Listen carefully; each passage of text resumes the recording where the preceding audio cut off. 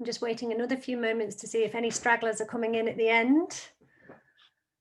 And I think we'll start. Thank you so much to everybody who is tuned into this webinar today. I am Lexy Topping. I'm a senior reporter at The Guardian. I write a lot about women's issues and gender equality, and hopefully I know quite a lot of you. If I don't and you want to get to know me, please do email me, get in touch. I'm Lexy Topping, at Lexy Topping on Twitter. We are here today to talk about how the COVID-19 pandemic has disproportionately hit young women, already one of the most vulnerable and marginalised groups in society. So we know that a third of young women are working in sectors that have been shut down, like hospitality and leisure and tourism, and 1.5 million have lost income since the start of the pandemic. That's a huge number.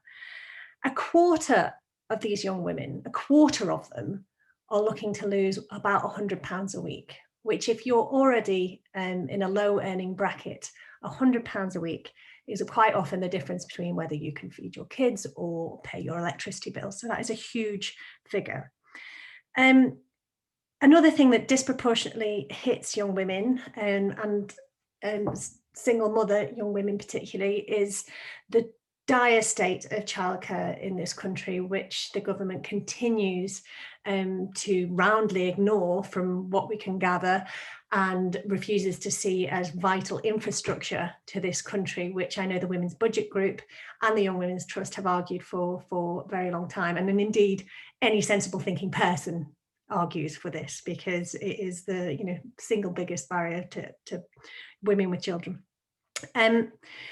So if we look at those barriers, if we look at the job losses, the lack of childcare, and already a very uneven playing field, it's not a huge surprise that we've seen the biggest deterioration in mental health in young women since the start of the crisis. Our speakers today are going to look at the different aspects that young women have been affected during the pandemic.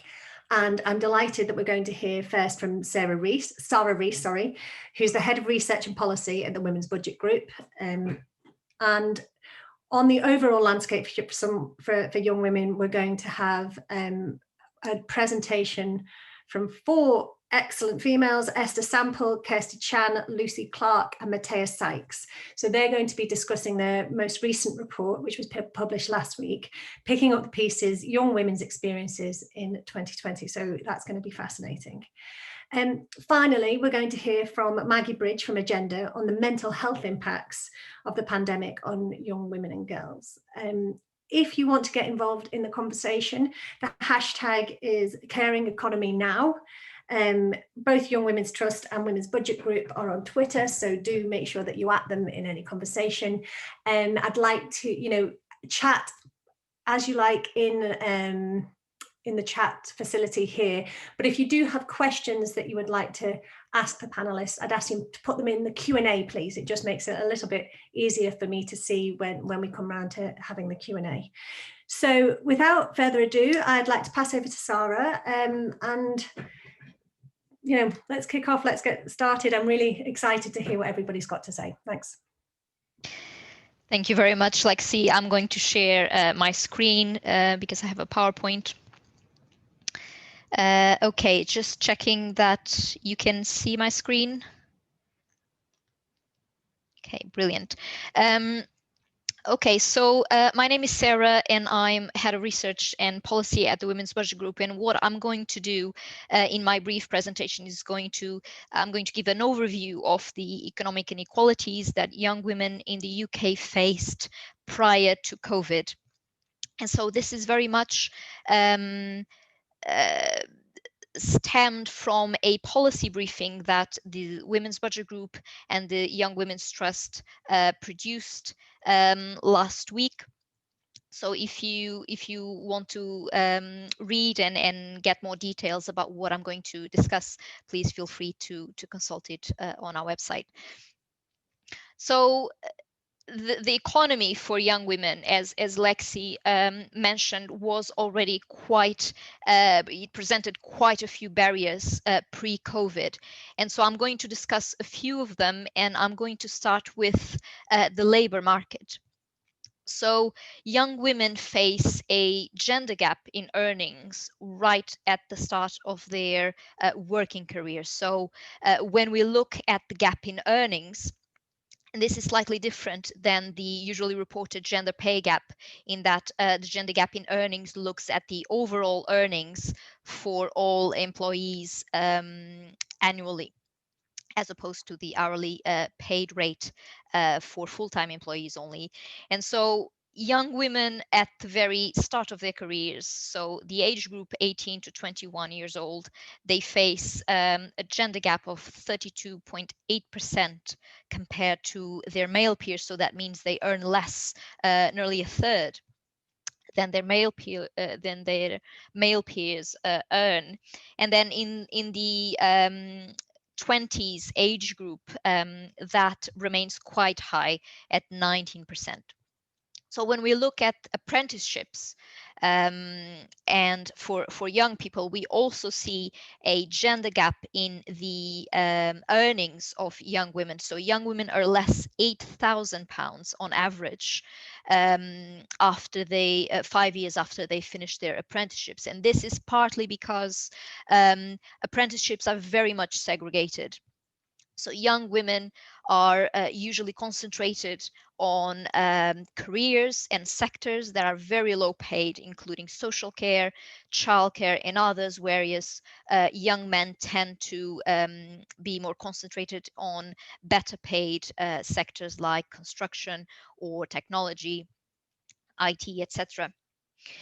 But even when we go into higher education and we compare earnings in the same subjects, we see that young women graduates still earn less after they finish courses like computer science or architecture. So they still earn less once graduated than their male peers. And then one issue that young women also face when it comes to the labor market is precarity. So we have a very high rate of young women who are offered 0 hours contracts, which, as we know, are very sort of precarious and uncertain type of work. And then we also have plain old discrimination, with young women being more likely to be paid illegally below the minimum wage that they are entitled to than young men. And from research that the Young Women's Trust has conducted in the past, we've seen a third of young women reporting that they were discriminated against based on their sex when it comes to their professional settings. And this is really compounded by race for women, young women of color, with 41% of young women of color reporting that they were discriminated against based on sex and race. And so another important sort of challenge when it comes to the economy for young women is really unpaid work. And this is something that young women are disproportionately responsible for, and it affects their ability to take on good and well-paid jobs. And the central reason for this, as Lexy has touched on in her introduction, is really because we have an unsuitable childcare system currently in the UK. And two of the main problems with our childcare system is really unavailability. So we have just over half of local authorities that have enough full-time childcare last year. And beyond this issue of unavailability, there's also an issue of unaffordability. So when we look at the proportion of young women's salaries that are absorbed by childcare costs, it's completely mind-blowing. So for very young children, a place in a nursery absorbs between half and 2/3 of their salaries. And when we look at the slightly older age group of 3 to 4 year olds, even with a free entitlement, so the free hours entitlement to childcare places, it's still, childcare costs still absorb a fifth to a quarter of salaries of young women on average. And so this becomes very clear that unpaid work and the unsuitable childcare system that we have in place is a big barrier to work for young women, with young women really reporting that they are unable to sometimes take up job offers because of a lack of suitable childcare options, or young women actually having to leave jobs that they held because they could not afford the childcare to conduct these jobs. And so all these then translates, of course, into financial insecurity.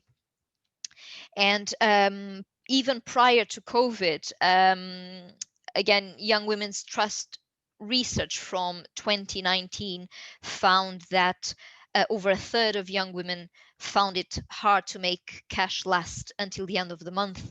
And I think very harrowingly, we see half of young mums reporting skipping meals at least once a week to be able to provide for their children. And so then it's no wonder that all of these things have an impact on young women's mental health. We know that economic inequality and economic factors really have an impact on people's mental health.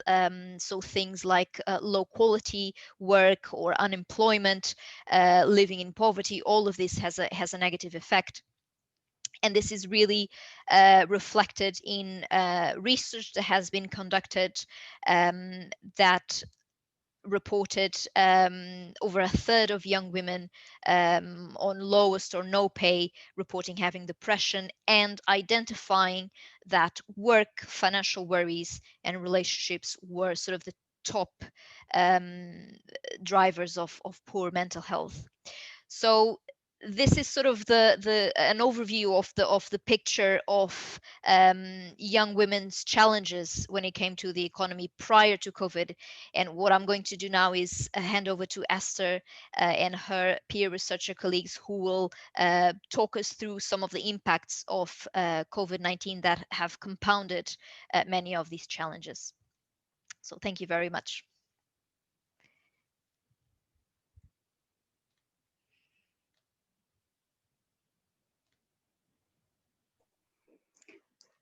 Great.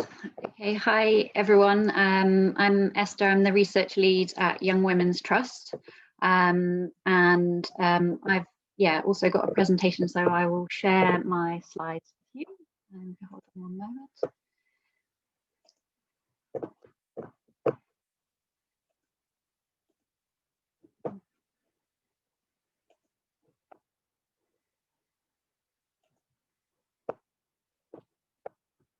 Okay. Are those showing up for everyone? Yeah, great.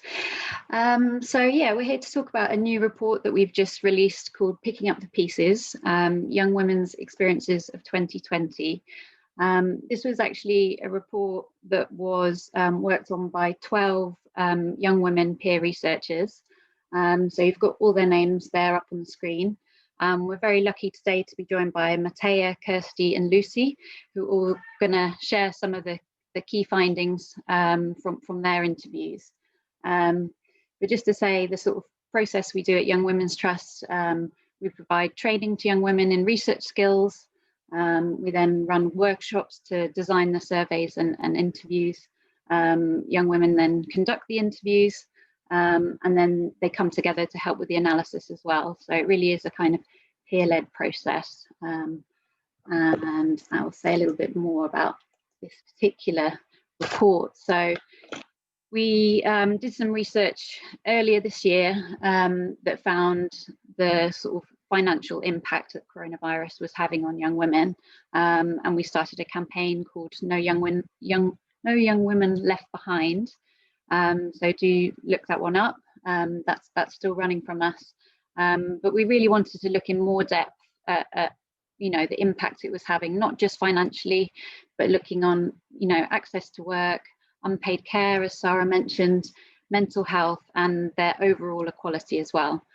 So as well as the peer research, which I think has led to some really sort of honest and in-depth interviews, we also included our annual survey of 2,000 young women with a comparison group of 2,000 young men.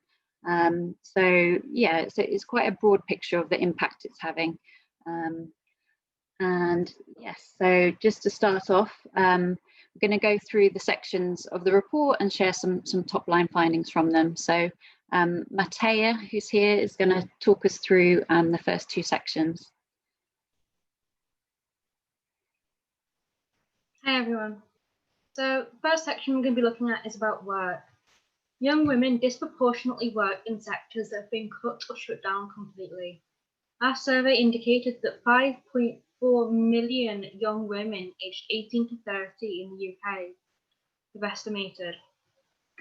1.9 million wouldn't report sexual harassment for fear of being fired, while 750,000 wouldn't have been made to come into work despite safety concerns.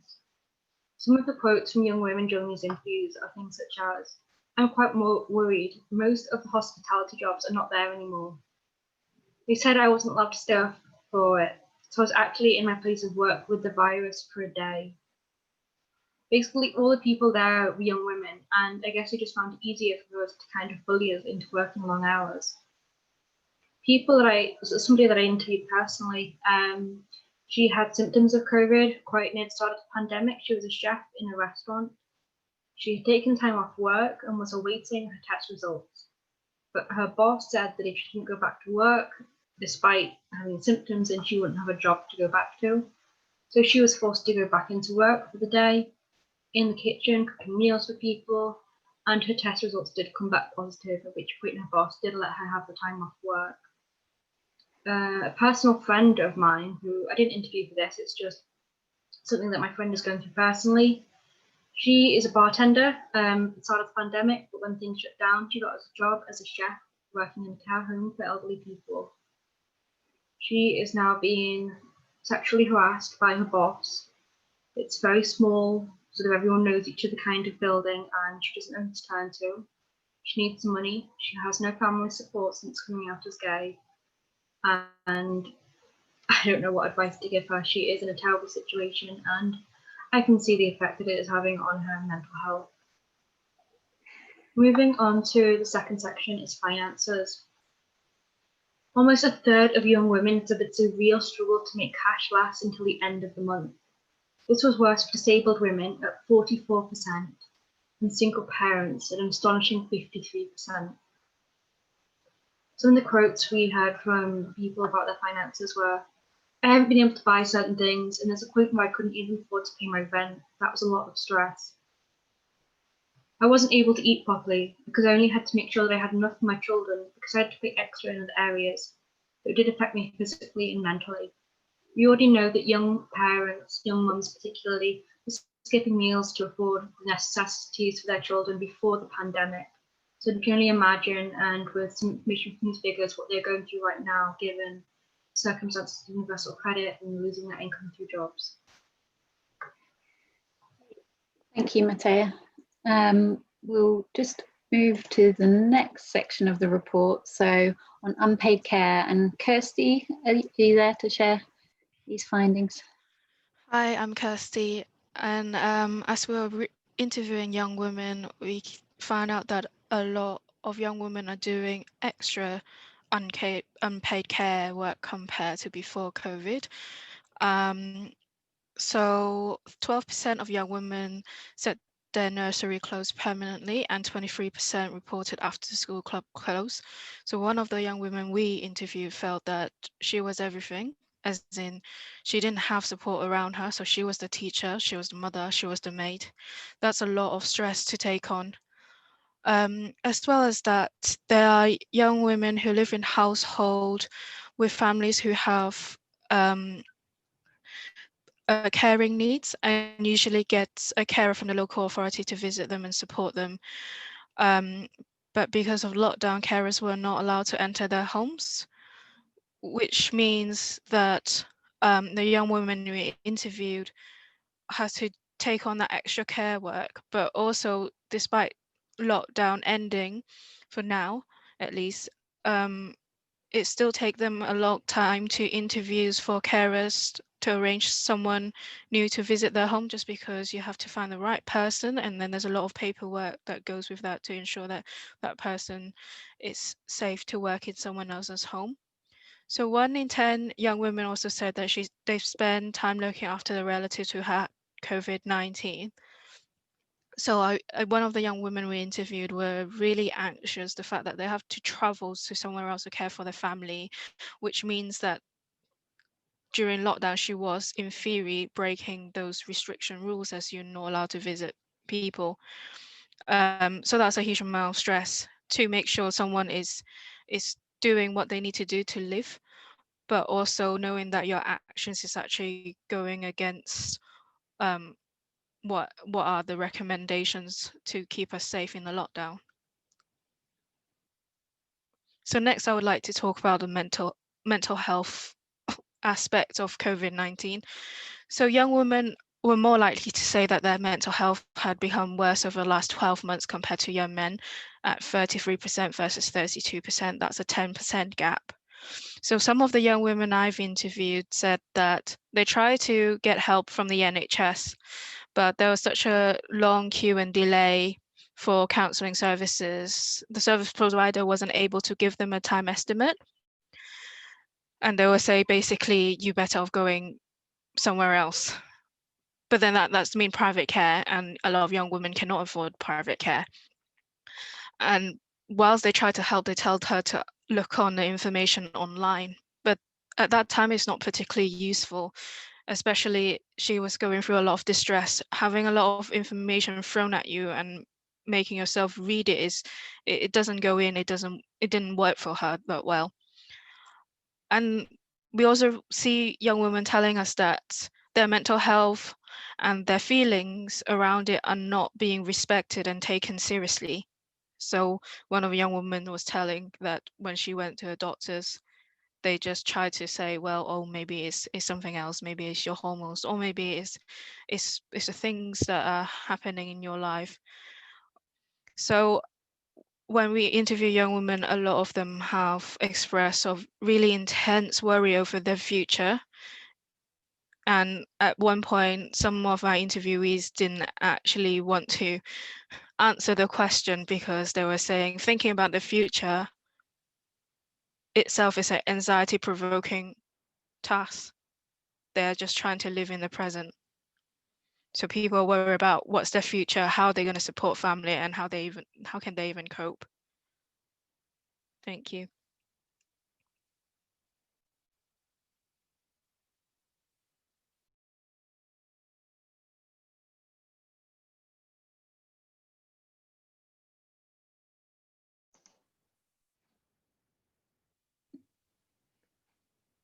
Has everybody done their section? Esther, you're on mute. Sorry, I was just going to just saying the final section Lucy was going to speak to. Sorry. Yes, sorry, I didn't want to interrupt you then. Sorry, Lucy. I'll just quickly go over the final section that we did look at as part of the project. I just want to say quickly that I'm really privileged to be here, and it's been such an amazing opportunity to be a part of this research and to speak to a variety of different young women and get the kind of honest feedback about how they're feeling at the minute. So one of the sections that we did look at as part of the report and some of the questions that we created were around kind of this idea of how much kind of equality women do feel that they have and don't have. So as you can see there from the findings, only 8% of young women thought women's equality had got better in the last 12 months, which was quite a shocking figure, really. And then the kind of quote I just wanted to bring into that, as you can see on the screen, is from this young lady who explained that they just need to listen because they don't listen. You could say to them, I'm a single mum, I'm 26 years old and I've lost my house, and they'll go, oh, it's because you did this when you were 14. And I think it kind of links back with what Kirsty was saying, this idea of feeling a bit misunderstood and feeling like we're not having that connection with those people in power who can kind of help us through it. So that was quite, when I first read that quote, that kind of stuck with me, and I think that's a very poignant message, and it kind of encompasses a lot of what people are feeling at the minute. And then just to kind of add with that other quote of, 66% of young women aged 18 to 24 do now identify as feminist. And I think with that, when I was speaking to a lot of young women, the kind of sense I got, which I found really empowering as well, is a lot of these people I spoke to, I did know quite personally, but it was kind of the first time I felt like we'd really discussed a lot of these issues. And especially when we came on to the topic of asking, what changes would you like to see, or what changes would you like the government to make? It was really nice to hear a lot of them explaining and giving their opinions and thoughts, and they weren't kind of shying away from that, and they were going, do you know what, it's my time to kind of speak up now, and I'm going to say something. And we built obviously that rapport, so when we got to those final questions, I think they felt that empowerment now to go, I'm going to speak my truth a bit as well. So that was a really nice thing that I kind of noticed with the people I'd spoken to. And then if we just kind of tie that in with that last slide, Esther, if you don't mind moving it along. So just to kind of tie that in with the recommendations that we want the government to kind of take on board, this kind of top 5 what we've got on the screen, this idea of creating a safe and secure work opportunities for young women, and then providing better financial support and benefits, and then having that specific data on the impact of coronavirus on women, because we know we don't have that kind of detailed, granular information that I think is really important to have. And then mental health support specific to young women, and then investment in digital resources and better remote support for young women. So we really kind of want to push these points forward, and this report really does show a lot of how young women are feeling, and there's a lot of work to be done. And I think we're kind of very eager and very keen to kind of support as many young women as we can, and that, I think this project has been a really good opportunity to hopefully help people do that. Great. Thank you. I'll stop sharing my screen now.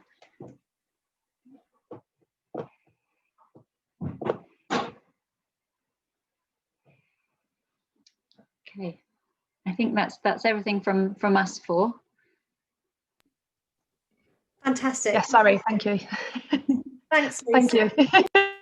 And so powerful, and so powerful to have young women's voices telling us, sharing that research with us from the horse's mouth. I mean, I don't think a lot of these statistics, some of them we're familiar with, some of them we're not, but hearing those voices, the absolute desperation of some of these young women who have talked to your report is really, heartbreaking, because, these are voices that we so often don't hear, that, there aren't outlets for, and, are consistently ignored.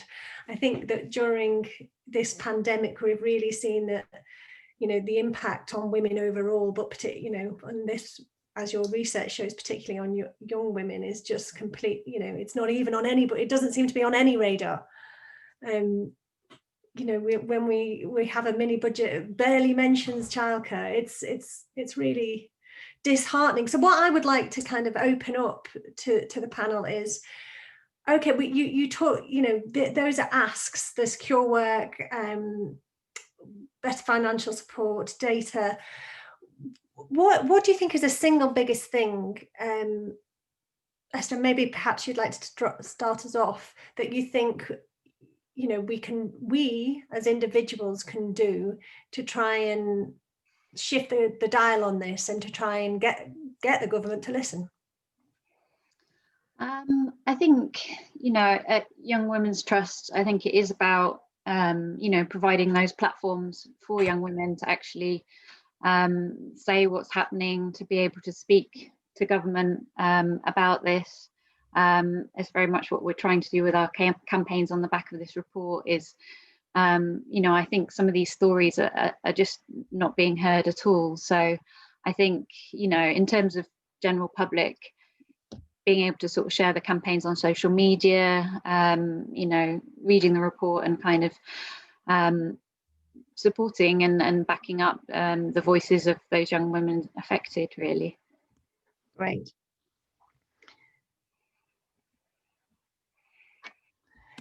Have I missed something here? I'm just checking that I haven't missed anybody out. I think Maggie's presentation. I'm so sorry, Maggie. No problem. What a disastrous chair I am. My huge apologies. So sorry. No, not at all. No, I was going to speak briefly about girls and young women's mental health in a little bit more detail. So I'll just share my screen. Sorry, bear with me one moment.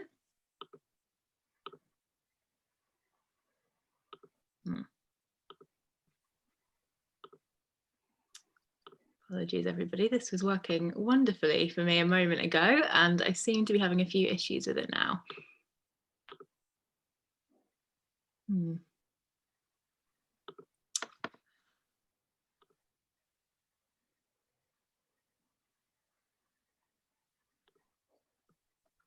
Okay, well, I will just launch straight into it. If I'm able to share it a bit later, then I will do. Yeah, I wanted to say thank you, first of all, for having me today. As I said, my name is Maggie. I'm the Senior Policy and Engagement Officer at Agenda, the Alliance for Women and Girls at Risk. And for those of you who are maybe not familiar with our work, we are a campaigning organisation. We're made up of over 100 member organisations across England and Wales. And our work focuses on trying to make sure that women and girls who are facing multiple disadvantage are able to access the support and the protection that they need. So today, as I said, and like Kirsty, I'm going to be speaking a little bit about girls and young women's mental health during the coronavirus crisis. And I'm going to be drawing on an evidence base that we've been developing as part of 2 different campaigns. The first of which is called Voices from Lockdown, which has been highlighting the experiences of women and girls and the services supporting them during the pandemic. And I'll also be referring to some findings from our campaign called Girls Speak, which as part of that, we're working to try and build a really robust evidence base around the experiences of some of the most marginalised girls and young women in England and Wales. We've really been guided by our Young Women's Advisory Group as we've developed this project. And last week we published our first briefing paper of the project, which is called Struggling Alone, and focuses on girls and young women's mental health, which is something that emerged as a really key concern for us kind of early on in the project and early on in the pandemic as well, through speaking with young women and with services. So the girls and young women in focus as part of our work are often facing very complex combinations of problems, which can kind of come together and overlap and reinforce each other. So there I'm talking about issues such as experiences of violence and abuse, mental ill health, substance use, experience of the care system, as well as contact with the criminal justice system, exclusion from education, and experiences of homelessness and poverty as well. We know that young women face really distinct challenges because their experiences are compounded by both age and gender. And then, of course, other forms of structural inequality come into play as well, with young women facing disadvantage and discrimination on the basis of factors like socioeconomic status, race, sexuality, ability, and a range of other factors too. And all of these things really come together to shape their experiences of systems and services.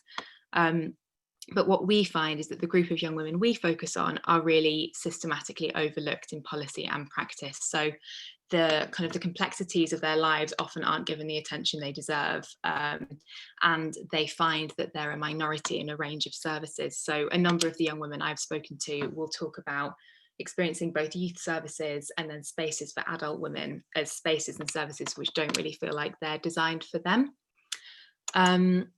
And we know that they have been, and they continue to be, particularly vulnerable to the coronavirus crisis, because they're more likely to fall through the cracks in services when they're under pressure, which of course they are at the moment.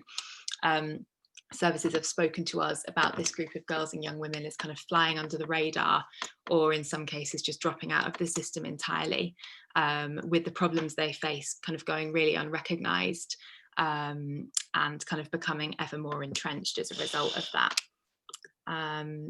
So we know that mental health was a serious and really growing problem for young women prior to the pandemic. Last year, young women's deaths by suicide were the highest on record. And we also know that, as has already been highlighted, that young women have experienced the highest levels of emotional distress during the pandemic so far. Young women I've been in touch with have spoken to me about lockdown as something which has brought up kind of really difficult memories of past experiences, like controlling of relationships or experience of a prison sentence. And particular concerns have been raised about the impact of the pandemic on Black and minoritized girls and young women too. What we find is that narratives around young women's mental health often tend to focus on things like social media and body image, and now more recently, of course, kind of the impact of isolation during lockdown. And of course, these things play a role, but I think our concern is that the kind of hyper-focus or over-focus on these issues can sometimes mean that other problems they're facing can be overlooked, or if they are identified, they're addressed very much in isolation and separately from each other. I was hoping to be able to show you some quotes here, which unfortunately I'm not going to be able to do, but I will do my best to summarise. But I guess the thing that's emerged really strongly from our research is that it's factors like violence and abuse, poverty, and other forms of disadvantage and discrimination, which are the really significant drivers of poor mental health for young women facing multiple disadvantage. So I've been in touch with one young woman called Lucy, who is 19. She is a care leaver, and she had to leave her family home because of abuse she was experiencing from a family member. And when she was speaking with me, she spoke about how she didn't feel like the abuse she was experiencing was picked up quick enough, and then when it was identified, it wasn't really responded to. So she repeatedly asked to be allowed to leave and to be placed in care, but she didn't really receive the response she was hoping to. And during our conversation, she really clearly linked this experience of abuse with her worsening mental health. Research we published earlier this year also highlights, of course, this link between poverty and poor mental health. And another young woman we've been in touch with and who is part of our advisory group has spoken to me about this. She's told us about how worrying about her financial situation has really significantly impacted her well-being, particularly after her partner lost his job, for example. Discrimination and stigma also drive poor mental health for girls and young women. Marie, another member of our advisory group, is 23 now, but when she was at secondary school, a sexual image of her was shared without her consent.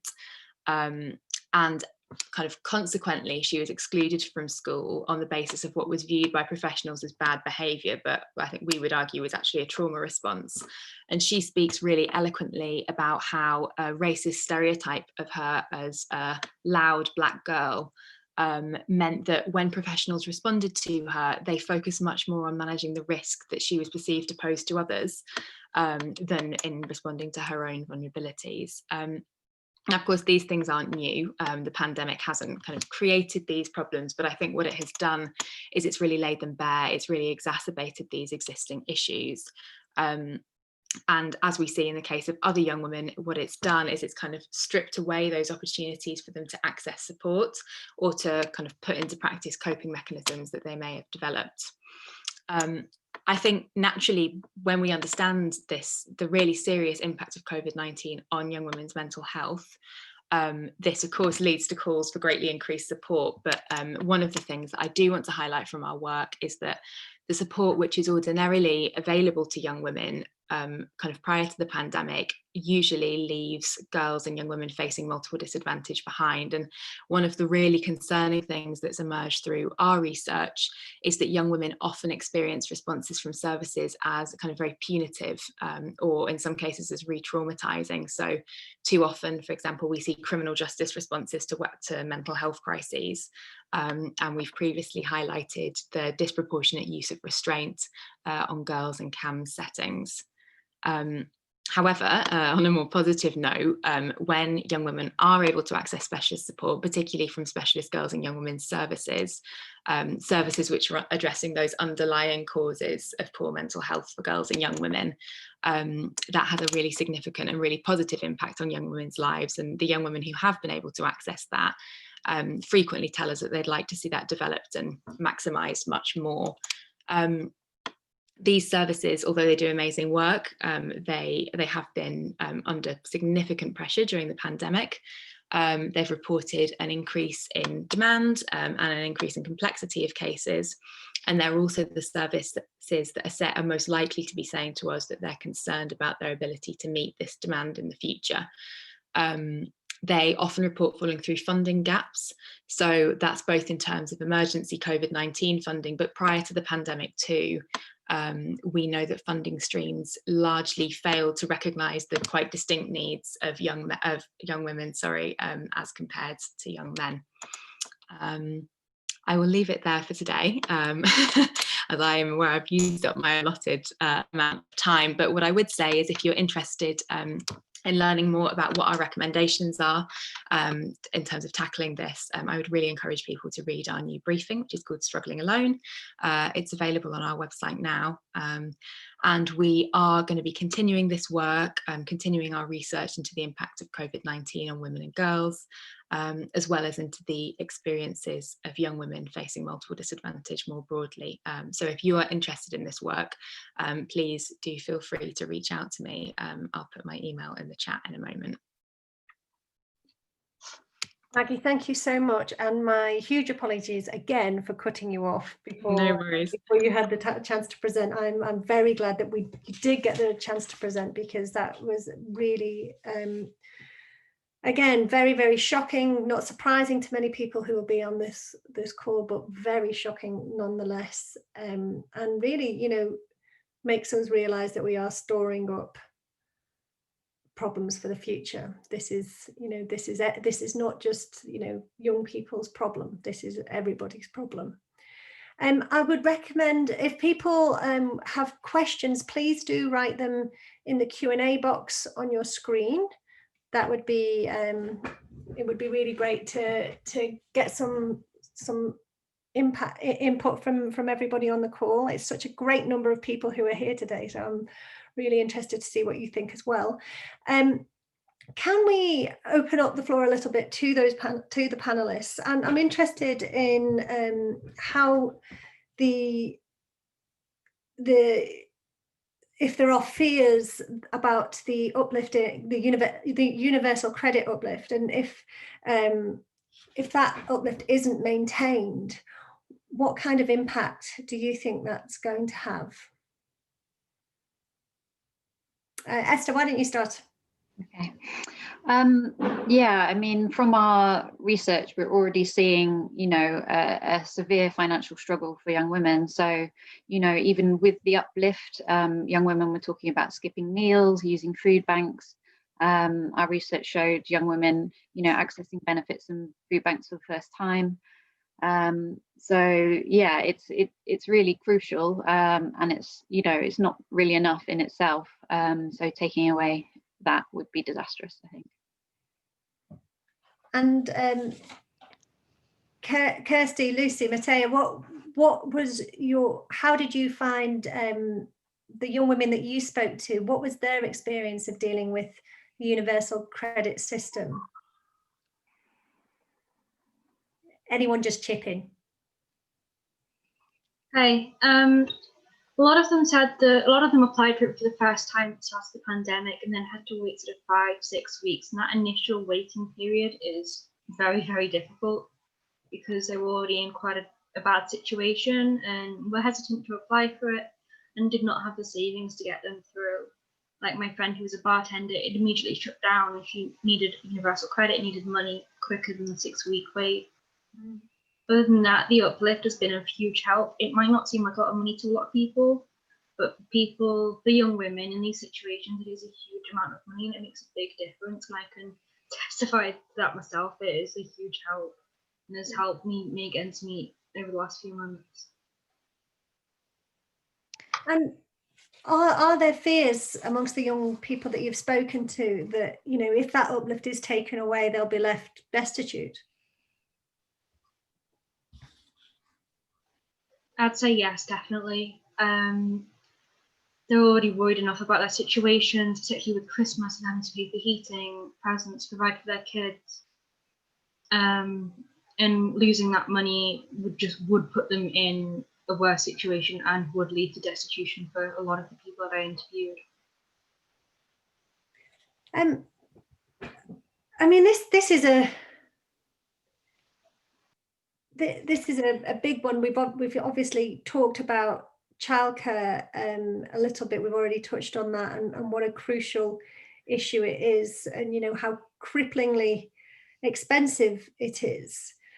What would you, Maggie, why don't you come in here? What would you like to see the government doing to support young mothers struggling with childcare? Because we know that so many providers are closing, or that informal care is more difficult to get, that school, you know, after school clubs are closed. What do you think needs to happen? Yeah, absolutely. I mean, I think we would be in agreement with some of the recommendations that I know Young Women's Trust and Women's Budget Group have made recently about that additional support that is needed for those childcare providers to be able to continue to work safely. I think what I also wanted to kind of just go back to and touch again on the universal credit point. I mentioned earlier that we've published research previously on the link between poverty and mental health, and what we know is that young women living in the most deprived households are about 5 times more likely to self-harm than those in the least. And I think those additional, I think what we're calling for broadly is a women and girls mental health strategy, but a women and girls mental health strategy that takes all of these additional factors into consideration and really thinks about what the underlying causes of mental health are for young women. And so, of course, thinking about childcare and the links to that with poverty would be part and parcel of that. And we've got some questions from the floor. Can I jump in, Lexy? Just with a couple of points on the things raised. So on the uplift, just to say that the Women's Budget Group has produced some research in terms of the impact that removing the uplift would have, and who would be the sort of the hardest hit groups. And what we found was that keeping the uplift from April 2021 would prevent 1 million people falling into poverty, and 400,000 children from falling into poverty. And we know that from the research that we conducted, and which is on our website, if people would like to have a look at, it's really young people and young women in particular, and also lone parents, of which, you know, the vast majority are women, who would be the hardest impacted by the removing of the uplift. And I think this is very obvious from the other statistics that we've seen in these presentations of how single parent young women are particularly struggling financially even prior to COVID, and how this uplift really has helped in some way to prevent destitution. And on the childcare issue, I would just like to say that it's we have been looking at it sort of from the childcare as an infrastructure that allows young women to be able to be on the labor market and to earn a living, but also it's also worth bearing in mind that the childcare sector is also a big employer of young women itself. And so the fact that the childcare sector has been struggling, and it has been struggling prior to COVID-19, is also it has also a big impact on young women's financial security and economic situation, because it is also a big sector that employs them. What would you like our ideal childcare sector to look like, Sarah? I went to Finland a few years back to look at how they did it there, and was blown away by the ease and the cost. I mean, we were talking maybe a few £100s a month for the most wonderful childcare, full-time, proper working hours childcare that you can imagine, and that was available to everybody. And as a result, it really felt like it had had a massive impact on gender equality. Can you, in your wildest imagination, imagine something like that happening in the UK? Well, in the Women's Budget Group wildest imagination or wildest dreams, we are really calling for universal, free, high-quality childcare for every child between 6 months to primary school age in the UK. And we've done some important research, I think, which shows that actually investing in such an infrastructure, it largely is self-funded through all the return on that investment that is then able to be recouped in terms of, higher employment rate, particularly for women, which then translates into more disposable income, more taxes paid into the exchequer, less people on, or fewer people on benefits, so less spending on social security,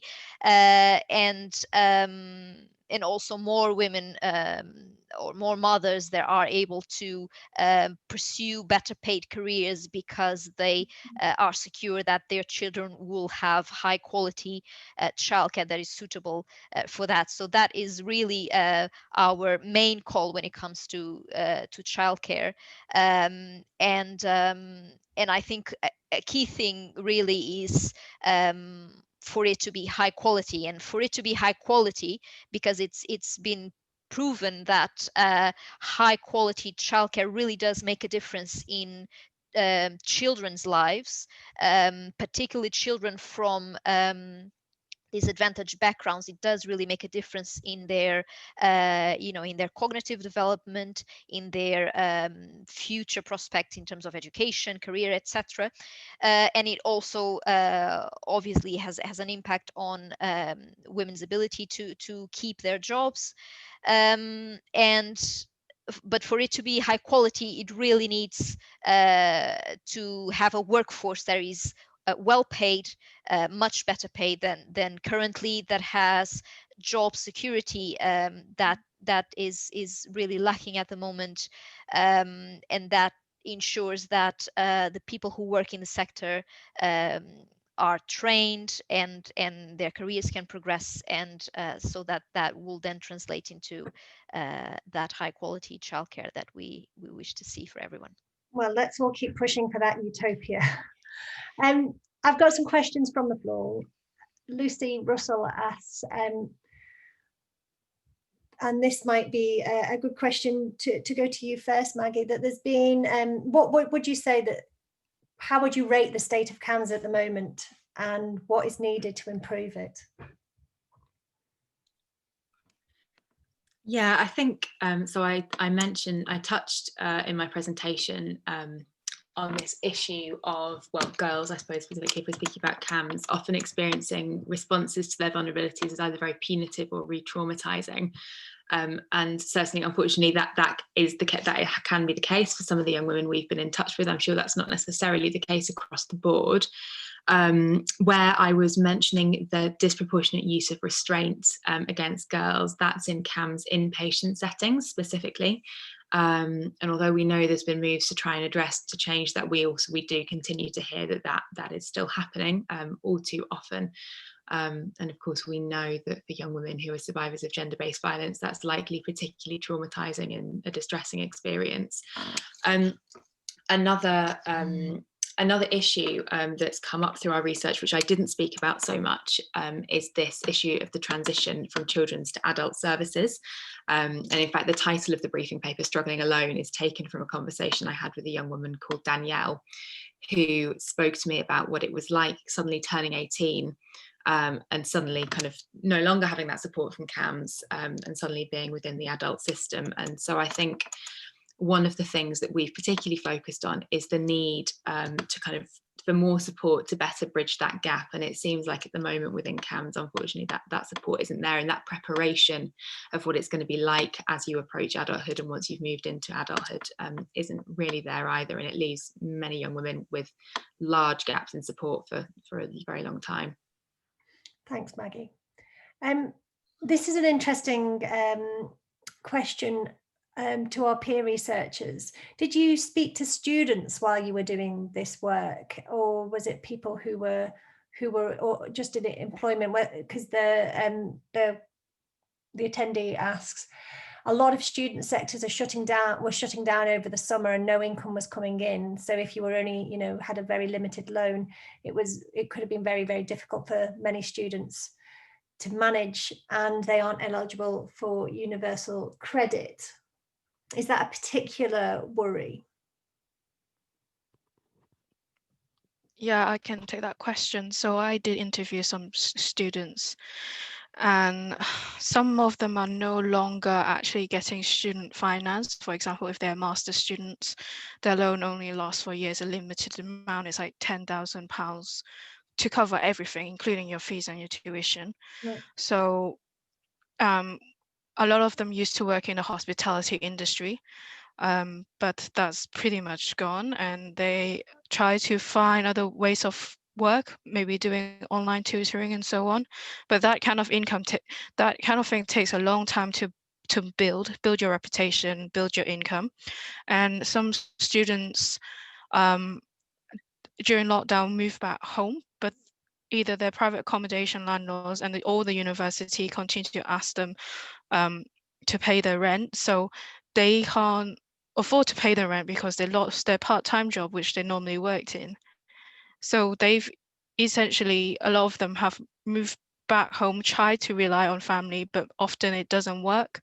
So, and there are occasions where they were supposed to go on internships and those were cancelled as well.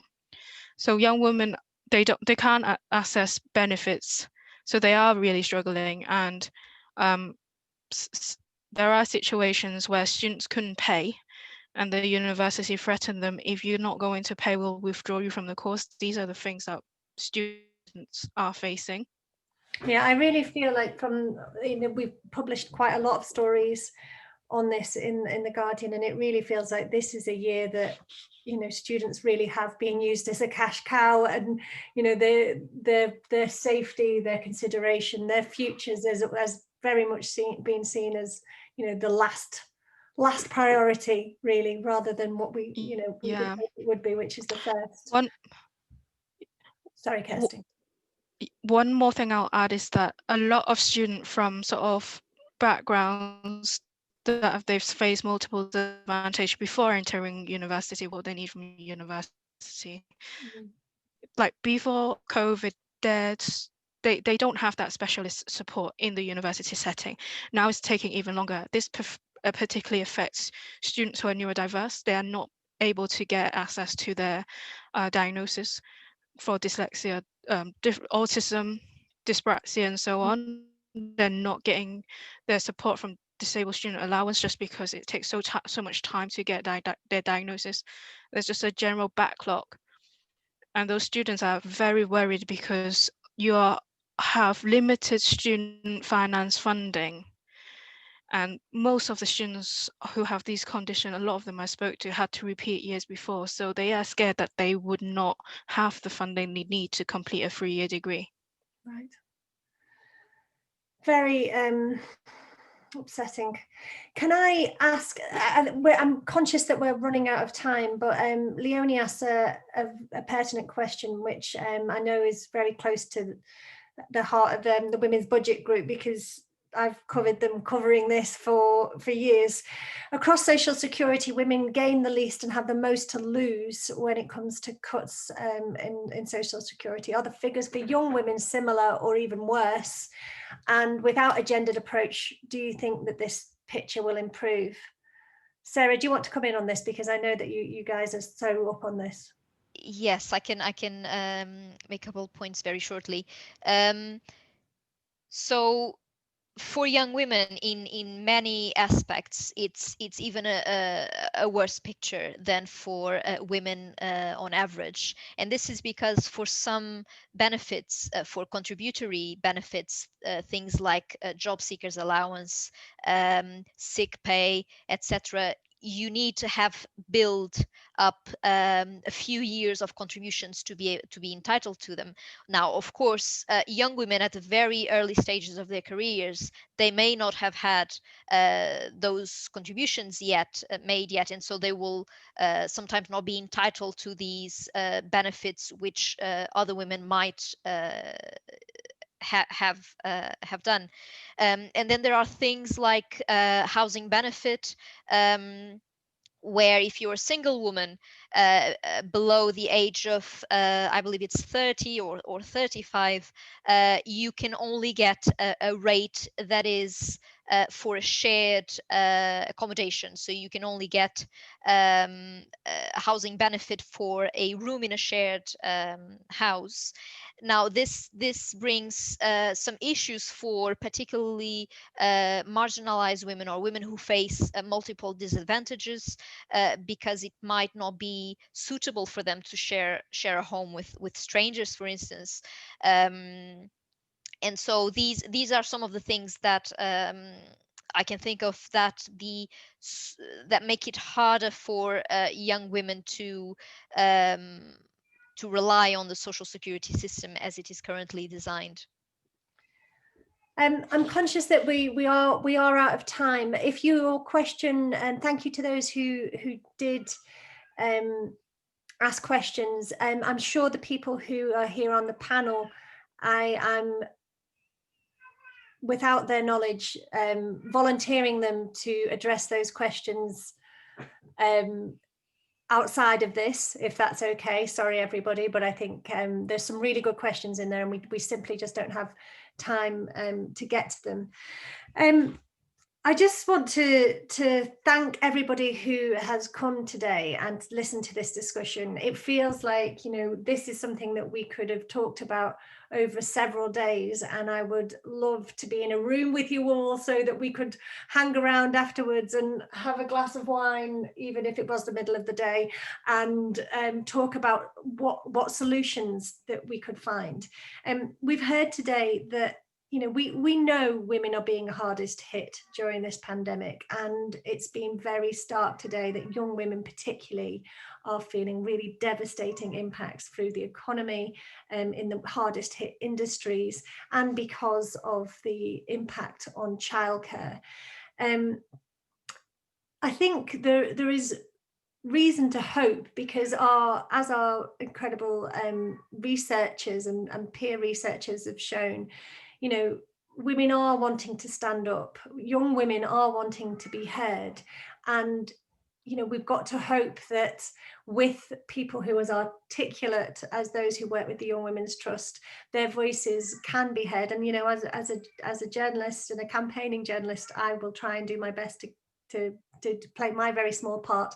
But I would recommend, anybody on this call who's interested in these issues, speak to your, raise them with your MPs, talk about them on Twitter, talk about them with your friends, and consider running for office. This is always the most important. Like, if we want to change things, we need more women in positions of power where they can be changed. There are more Etonians in the cabinet at the moment than women, and that is, if we continue to have that situation,